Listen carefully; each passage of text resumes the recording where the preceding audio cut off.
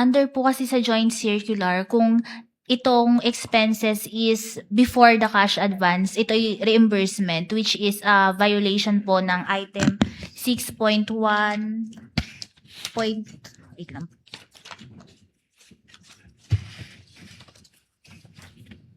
Under po sa joint circular, yung sa 6.1.2, sabi po dito, in no case shall cash advance for CFN or IF be utilized as reimbursement of the expenses prior to the granting of the cash advance. Okay. So these are disallowed expenses. And yet, knowing that hindi naman covered ito ng kinash advance nila na confidential funds, sinubmit pala nila. Ano yan?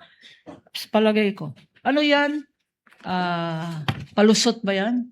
They're trying to get reimbursement or trying to use activities not covered by the Your Honor, please. specific period to justify the liquidation of confidential funds. Counsel Apart for from what you respondent. said, what is the... Conclusion of fact, Your Honor, palusot ba yan?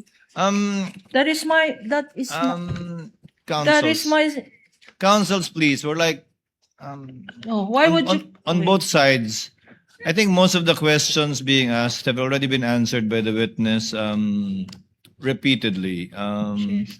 Kindly move to your next point, Attorney Kapunan.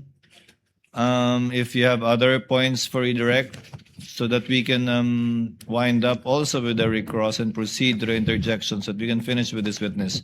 We're going around repeatedly already on the same conclusions of the witness based on her findings. Kindly move on, counsel, please.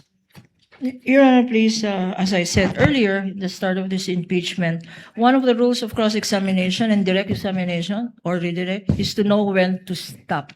This is where I stop, Your Honor. Thank you. Thank you very much, counsel.